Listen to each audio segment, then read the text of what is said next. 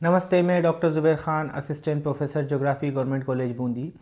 आपका स्वागत करता हूं बीए पाठ प्रथम वर्ष भूगोल की कक्षा में। इस कक्षा में हम भूगोल के द्वितीय प्रश्न पत्र पर्यावरण भूगोल का अध्ययन करते हैं। वर्तमान में हम चतुर्थ यूनिट में अध्ययन कर रहे हैं। इस यूनिट के अंदर हमारा जो टॉपिक चल रहा है वो चल रहा है पर्यावरण प्रदूषण। पिछले अध्याय में हमने पर्यावरण प्रदूषण के कारणों के बारे में पढ़ा था। ये उस अध्याय का अगला वीडियो है। इसमें हम बचे हुए पर्यावरण प्रदूषण के कारणों के बारे में अध्ययन करेंगे। तो अगला पर्यावरण प्रदूषण का जो कारण है वो है औद्योगिकरण। आधुनिक काल में हुई औद्योगिक प्रगति का प्रदूषण से सीधा संबंध है। वर्तमान में जैसा कि हम जानते हैं कि आधुनिक काल में औद्योगिकरण बहुत तेज़ी से बढ़ा है। जब हमने देखा प्राचीन समय में, जब हमने पढ़ा था, जब प्रागैतिहासिक काल में मानव हुआ करता था तो उसकी आवश्यकताएं बहुत सीमित हुआ करती थीं। वो प्रकृति प्रदत्त संसाधनों से सीधे ही अपनी आवश्यकताओं की पूर्ति कर लिया करता था। पर वर्तमान समय में मानव ने औद्योगिक प्रगति की। उस प्रगति के कारण उसका जीवन स्तर ऊंचा उठा। जीवन स्तर ऊंचा उठने के साथ साथ उसकी आवश्यकताएं भी बढ़ती चली गई। आवश्यकताएं बढ़ी तो औद्योगिक रूप से उत्पादन होने लगा, औद्योगिकरण तेजी से हुआ और इस कारण प्रदूषण भी तेजी से बढ़ता हुआ चला गया। औद्योगिक क्रांति के पश्चात विशेषकर 20वीं शताब्दी में उद्योगों की संख्या में अप्रत्याशित रूप से वृद्धि हुई। देखा गया कि जब औद्योगिक क्रांति आई, औद्योगिक क्रांति के बाद बड़ी तेज़ी से उद्योगों की संख्या में वृद्धि होने लगी, औद्योगिक रूप से उत्पादन होने लगा, कारखानों की संख्या में वृद्धि होने लगी, नए नए बाजार तलाशे जाने लगे, व्यापार की सीमाएं एक देश से दूसरे देश में पहुंचने लगी। कई प्रकार की जो व्यावसायिक प्रतिष्ठान थे अब वो मल्टीनेशनल, जिसको आप एमएनसी के नाम से जानते हैं, मल्टीनेशनल कंपनीज के नाम से हो गए। अर्थात उनके उत्पादन अलग अलग विश्व के अलग अलग देशों में, अलग अलग बाज़ारों में बेचे जाने लगे। तो औद्योगिक रूप से बहुत तेज़ी से विकास हुआ और इस विकास का परिणाम ये हुआ कि तेज़ी से प्रदूषण फैला हो, कई प्रकार का प्रदूषण फैला। क्योंकि जब इतनी तेज़ी से विकास होता है, औद्योगिक रूप से उत्पादन होता है, तो उसका सीधा प्रभाव प्रकृति के संसाधनों पर पड़ता है और उसके कारण पर्यावरण प्रदूषण को बढ़ावा मिलता है। औद्योगिकरण के साथ पर्यावरण प्रदूषण बढ़ता गया। कारखानों की चिमनियों से निकलने वाली विषैली गैसों से वायु प्रदूषण, छोड़े जाने वाले रसायन युक्त जल से भूमि व जल प्रदूषण तथा उत्पन्न शोर से ध्वनि प्रदूषण हुआ। अब क्या हुआ? जब औद्योगिकरण हुआ, कई प्रकार के उद्योगों की स्थापना हुई, कारखानों की स्थापना हुई, तो जब कारखाने चले तो उनकी चिमनियों से जो धुआं निकला उसमें कई प्रकार की विषैली गैसें निकली और जब ये विषैली गैसें वातावरण में मुक्त हुई तो उन्होंने वायु प्रदूषण को फैलाया। औद्योगिक रूप से उत्पादन होता है तो उद्योगों में जल का प्रयोग भी होता है। जल के द्वारा उद्योगों में प्रयोग किए जाने वाले विभिन्न प्रकार के कच्चे पदार्थों को भी धोया जाता है और अन्य प्रकार के कार्यों में भी जल का बहुत बड़े पैमाने पर प्रयोग किया जाता है। जब वो जल गंदा हो जाता है तो उसे फिर से वातावरण में विमुक्त कर दिया जाता है। तो इस प्रकार का बहता हुआ जल जब अपने समीपवर्ती जलाशयों में पहुंच जाता है तो वो विषैला जल होता है, रसायन युक्त जल होता है और अन्य आसपास के क्षेत्रों को भी प्रदूषित करता है। जलाशयों में पहुंचने पर जल प्रदूषण फैलाता है और जब वो किसी भूमि के क्षेत्रों से होता हुआ जाता है, जैसे कि रंगाई छपाई के कारखाने आप देखते हैं, तो जो वहाँ से जल निकलता है रंगाई छपाई के कारखानों से, वो आसपास की जब भूमि पर फैलता है तो उसमें विभिन्न प्रकार के रसायन होते हैं, तो वो भूमि की उर्वरा शक्ति को खत्म कर देता है। इससे भूमि प्रदूषण या मृदा प्रदूषण फैलता है। साथ ही जब कारखानों के अंदर उत्पादन किया जाता है तो वहाँ पे विभिन्न प्रकार की मशीनें चलती हैं और ये मशीनें बहुत ही ऊंचे स्तर का शोर पैदा करती हैं, जिससे ध्वनि प्रदूषण की समस्या भी सामने आती है। उद्योगों में कच्चे माल की आपूर्ति के लिए वन तथा खनिज संसाधनों का अत्यधिक दोहन किया जा रहा है, जिससे निकट भविष्य में इनका अभाव हो सकता है। अब जब औद्योगिक रूप से उत्पादन होगा तो उस उत्पादन को करने के लिए कच्चे माल की आवश्यकता होगी।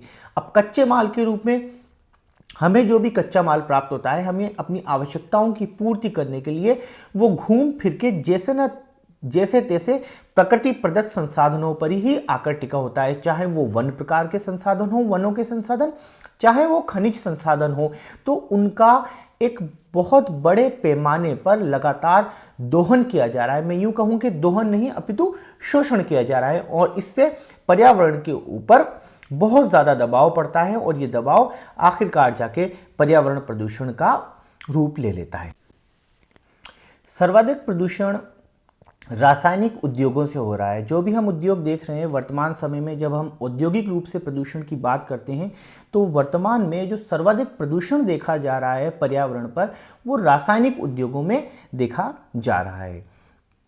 उद्योगों में काम आने वाले श्रमिक तथा निकटवर्ती क्षेत्रों के निवासियों पर औद्योगिक प्रदूषण का दुष्परिणाम देखा जा सकता है। अब जब उद्योगों में जो लोग काम करते हैं, जो श्रमिक वहाँ काम करते हैं, तब विभिन्न प्रकार के जब वहाँ रसायनों का प्रयोग किया जाता है तो सबसे ज़्यादा प्रभाव जो लोग उन रसायनों के सीधे संपर्क में आते हैं उन पर देखा जाता है। वहाँ पर ये देखा जाता है कि श्रमिकों के स्वास्थ्य पर लगातार उसका प्रभाव पड़ रहा है, जिससे वो विभिन्न प्रकार की बीमारियों से ग्रस्त हो जाते हैं। जैसा कि आप देखते हैं कई बार जो पेंटिंग के कारखाने होते हैं, पेंट के अंदर कई बार स्प्रिट का प्रयोग किया जाता है और वो पेंट करते हैं, स्प्रे पेंट करते हैं, तो वो सीधे ही उनकी श्वसन क्रिया के दौरान उस प्रकार की स्प्रिट है, वो सारा रसायन है, सीधे ही उनके फेफड़ों में पहुंच जाता है और विभिन्न प्रकार की बीमारियों को जन्म देता है। प्रदूषण के कारण औद्योगिक विकास मानव के लिए एक अभिशाप बन गया है। वर्तमान में ये देखें कि निसंदेह मानव ने औद्योगिकरण के द्वारा अपना तेजी से औद्योगिक विकास किया है, अपने जीवन स्तर को ऊंचा उठाया है वर्तमान के अंदर। पर इसके दुष्परिणाम के कारण यदि हम देखें तो एक ये औद्योगिक विकास आगे पीछे मानव के लिए एक अभिशाप सा बनता जा रहा है, क्योंकि पर्यावरण पे बहुत ही ज़्यादा इसका दुष्परिणाम देखने को आ रहा है और ये दुष्परिणाम पर्यावरण की स्वयं की क्षतिपूर्ति की शक्ति से ज़्यादा है। क्योंकि कई बार ऐसा होता है कि हम पर्यावरण को जब नुकसान पहुंचाते हैं और वो नुकसान एक सीमित मात्रा में होता है जिसे प्रकृति स्वयं उसकी भरपाई कर लेती है, तो वो नुकसान इतना ज़्यादा प्रभावशाली नहीं होता पर्यावरण के लिए, उसका इतना दुष्परिणाम नहीं पड़ता। पर कई बार ऐसा होता है कि पर्यावरण को जो नुकसान पहुंचाया जाता है वो उसकी क्षतिपूर्ति की सीमा अर्थात प्रकृति उसकी भरपाई कर ले, उस सीमा से बाहर होता है, तब वो आगे चलकर प्रदूषण बनता है और प्रदूषण आगे चलकर विभिन्न प्रकार के संकटों के रूप में सामने आने लग जाता है। उद्योगों में निर्मित वस्तुओं ने जहां मानव जीवन को सुविधाजनक व सुखमय बनाया है, वहीं औद्योगिक उत्पादन की प्रक्रिया में त्याज्य हानिकारक पदार्थों ने पर्यावरण को प्रदूषित कर अत्यधिक हानि पहुंचाई है। त्याज्य से तात्पर्य है जो अपशिष्ट पदार्थ औद्योगिक प्रक्रिया के दौरान निकलते हैं। उद्योगों में जब उत्पादन किया जाता है बड़े पैमाने पर, तो खूब बड़े पैमाने पर कच्चे माल का उपयोग किया जाता है। अब जितना कच्चा माल प्रयोग किया जाता है, ऐसा नहीं है कि वो सारा कच्चा माल सीधा पूर्ण उत्पाद में बदल जाए, और साथ ही साथ उस कच्चे माल को धोना, उसको साफ करना और उसके लिए कई प्रकार की रासायनिक प्रक्रियाएं भी प्रयोग में लाई जाती हैं, जिससे विभिन्न प्रकार के अपशिष्ट उत्पाद निकलते हैं। और जब इन अपशिष्ट उत्पादों का निस्तारण समीपवर्ती क्षेत्रों में या जलाशयों में या इनसे निकलने वाले विभिन्न प्रकार की गैसों को वायुमंडल में सीधा विमुक्त कर दिया जाता है, जिससे कि ये विभिन्न प्रकार के पर्यावरण प्रदूषणों को जन्म देते हैं। आज औद्योगिक देशों में सांस लेने के लिए स्वच्छ वायु, पीने के लिए शुद्ध जल तथा खाने के लिए अप्रदूषित भोजन सामग्री का संकट उत्पन्न हो गया है। जब हम देखते हैं कि कई ऐसे औद्योगिक क्षेत्र हैं जहां पे औद्योगिक क्रांति के पश्चात बड़ी तेजी से औद्योगिक विकास हुआ, चारों ओर बड़ी बड़ी फैक्ट्रियां देखने को मिली, कारखाने देखने को मिले, तो आज उन क्षेत्रों में क्या हुआ कि वहां का पर्यावरण इतना प्रदूषित हो गया है कि वहाँ सांस लेना बड़ा मुश्किल हो गया है। ऐसे बड़े बड़े महानगरों में कई बार हम बात करते हैं अपने खुद के भारत के दिल्ली नगर की, तो दिल्ली के अंदर भी प्रदूषण इतना ज़्यादा बढ़ चुका है कि वहाँ सांस लेना बहुत मुश्किल हो चुका है। कई बार ऐसा होता है कि दिल्ली के अंदर इतनी ज़्यादा कोहरा हो जाता है इस प्रदूषण के कारण कि सर्दियों के समय वहाँ पे विजिबिलिटी बहुत कम हो जाती है, सामने कुछ दिखता ही नहीं है। तो ये सब प्रदूषण का ही दुष्परिणाम है।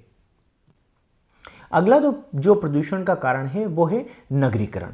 नगरीकरण से क्या तात्पर्य? नगरीकरण से तात्पर्य है कि आसपास के क्षेत्रों की जनसंख्या का या ग्रामीण क्षेत्रों की जनसंख्या का नगरों के अंदर आकर बसना, जिससे कि उनकी जनसंख्या बढ़ती चली जाती है। यानी समीपवर्ती क्षेत्रों की अर्थात अनगरीय क्षेत्रों की जनसंख्या का नगरीय क्षेत्रों में आकर बसने की क्रिया को नगरीकरण कहा जाता है। अब नगरीकरण के कई प्रकार के कारण हो सकते हैं कि फिर नगरीकरण क्यों हो रहा है, किस कारण से हो रहा है, वहाँ पर जनसंख्या का आकर्षण क्या है, पर ये बातें नगरीय भूगोल की बातें हैं। हम बात करते हैं या नगरीकरण के दुष्परिणाम क्या हैं।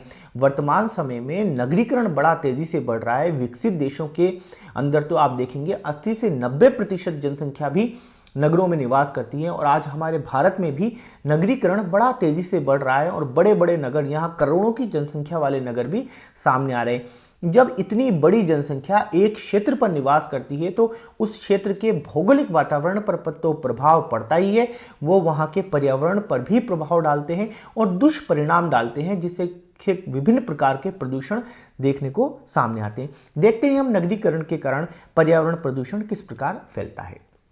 यद्यपि पृथ्वी पर नगरीकरण की प्रक्रिया प्रागैतिहासिक काल से ही प्रारंभ हो गई थी, किंतु आधुनिक काल में नगरीकरण बहुत तीव्र गति से हो रहा है। मैंने जैसा कि आपको बताया था, अनगरीय जनसंख्या का नगरों में आकर बसना नगरीकरण कहलाता है। अब वो अनगरीय जनसंख्या किस कारण से नगरों में आके बस रही है, इसके पीछे कई सारे कारण हो सकते हैं, जिसे हम नगरीय भूगोल में पढ़ेंगे। पर वर्तमान समय में नगरीकरण के कारण पर्यावरण पर लगातार दबाव बढ़ता जा रहा है। तीव्र नगरीकरण के लिए मुख्यतः ग्रामीण क्षेत्रों में जनसंख्या वृद्धि व बेरोजगारी, नगरों में औद्योगिकरण व रोजगार के अधिक अवसर तथा विभिन्न सुविधाओं का संकेंद्रण जैसे कारण उत्तरदायी हैं। अब बात यह आती है कि भाई नगरीकरण क्यों हो रहा है, अनगरीय क्षेत्रों से जनसंख्या नगरीय क्षेत्रों में क्यों आ रही है। उसका सीधा सीधा संबंध ये है कि एक तो ग्रामीण क्षेत्र जो अनगरीय क्षेत्र हैं, वहां पर रोजगार के पर्याप्त साधन उपलब्ध नहीं है। वहां की पर जितनी जनसंख्या निवास करती है वो अपनी आजीविका के साधन अपने निवास क्षेत्र के पास उपलब्ध रोजगार के अवसरों से नहीं जुटा पा रही, तो वो अपनी आजीविका के साधन जुटाने के लिए बड़े शहरों की ओर आगे बढ़ते हैं, और ये बड़े शहर ही रोजगार उपलब्धता, इन बड़े शहरों की रोजगार उपलब्धता आसपास की जनसंख्या के लिए आकर्षण का कार्य बनती है। इसके साथ साथ नगरों में औद्योगिकरण होता है, तो वहां पर श्रमिकों की आवश्यकता होती है, तो आसपास के क्षेत्रों से आकर वहां श्रमिक बसते हैं। तो रोजगार के इन अवसरों के कारण नगरीय क्षेत्रों में जनसंख्या का लगातार जमाव बढ़ता जा रहा है। आधुनिक काल में नगरों में निवास करने वाले की संख्या तेजी से बढ़ रही है व नगरीय क्षेत्रों का बड़ा तीव्र गति से विकास हो रहा है। तीव्र नगरीकरण के कारण अनेक समस्याएं उत्पन्न हुई है, जिसमें प्रदूषण प्रमुख है। अब जब किसी क्षेत्र के अंदर, एक छोटे क्षेत्र के अंदर बहुत बड़े आकार की जनसंख्या आकर निवास करेगी, तो उसका दबाव वहां के भौगोलिक वातावरण पर पड़ेगा, वहां के पर्यावरण पर पड़ेगा, और इस दबाव के कारण निसंदेह वहां पर प्रदूषण जैसी समस्या का होना स्वाभाविक है। नगरों में बढ़ते वाहन, उद्योग, कूड़ा करकट, मल जल तथा गंदी बस्तियां प्रदूषण के प्रमुख कारण हैं। जब क्षेत्रों के अंदर जनसंख्या का बहुत अधिक जमावड़ा हो जाएगा, तो ऐसे समय के अंदर इस संपूर्ण जनसंख्या को वहां पर प्रबंधित करना इतना आसान कार्य नहीं होता, और ये जनसंख्या धीरे धीरे नहीं, कई बार ये यकायक और बड़ी तेजी से बढ़ती है। कई बार इस प्रकार की जनसंख्या को वहाँ के प्रशासन को प्रबंध करना इतना आसान नहीं होता।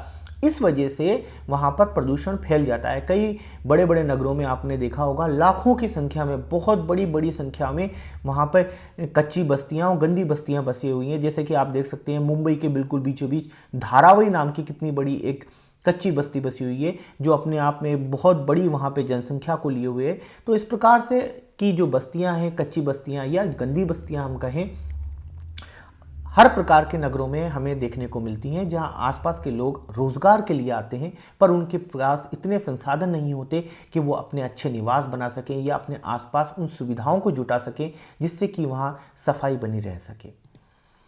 अत्यधिक प्रदूषण के कारण महानगरों को ताप द्वीप, हीट आइलैंड व प्रदूषण के गुंबद भी कहा जाता है। वर्तमान समय में ऐसा हुआ कि जो बड़े बड़े नगर हैं वहाँ पे औद्योगिकरण हुआ, नगरीकरण हुआ, तो इस कारण वहाँ पर प्रदूषण इतना फैल गया तो कि अब इन बड़े नगरों को हीट आइलैंड की संज्ञा दे दी गई है, अर्थात ताप द्वीप की, क्योंकि इनका तापमान वास्तव में देखा जाए तो आसपास के क्षेत्र जो कि इतने ज़्यादा प्रदूषित नहीं है, अपने आप उनसे ज़्यादा है। तो कई बार आप देखते होंगे जब बड़े नगरों में जाते हैं, किसी छोटे नगर या किसी गाँव से, तो वहां का वातावरण आपको बिल्कुल अलग देखने को मिलेगा।